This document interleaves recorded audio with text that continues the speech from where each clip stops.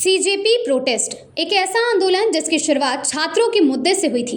परीक्षार्थियों को लेकर छात्रों की चिंताएं हों, शिक्षा व्यवस्था में सुधार की मांग हो या फिर शिक्षा मंत्री की इस्तीफे की मांग, इन सवालों को सीधे तौर पर खारिज नहीं किया जा सकता। आखिर परीक्षा देने वाले छात्र ही हैं। पेपर और पूरी प्रक्रिया का असर भी उन्हीं के भविष्य पर पड़ता है। इसीलिए अपनी मांगों को लेकर आवाज उठाना छात्रों का लोकतांत्रिक अधिकार है। लेकिन अब सवाल आंदोलन के तरीके पर भी है।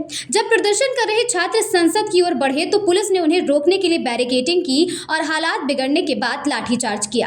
किसी भी लोकतांत्रिक देश में पुलिस की जिम्मेदारी सिर्फ भीड़ को रोकना नहीं बल्कि हालात को इस तरह संभालना भी है कि छात्रों को चोट ना पहुंचे। अगर प्रदर्शनकारी छात्र घायल हुए, किसी का सिर फूटा, किसी को चोट लगी तो दिल्ली पुलिस की कार्रवाई पर सवाल उठना भी लाजमी है।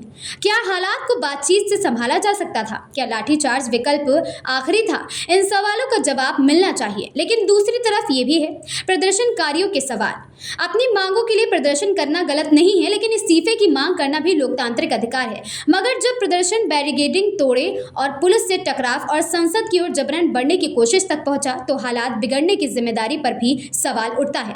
और यहीं से आंदोलन की दिशा को लेकर भी बहस शुरू होती है, क्योंकि शुरुआत में कहा गया कि ये आंदोलन गैर राजनीतिक है, लेकिन अब नेताओं की एंट्री हो रही है। सांसद धरने पर बैठ रहे हैं और राजनीतिक बयानबाजी भी तेज हो रही है। अब ऐसे में सवाल उठना लाजमी है, अगर लड़ाई छात्रों की है तो आंदोलन के मंच पर राजनीति की भूमिका कितनी होनी चाहिए?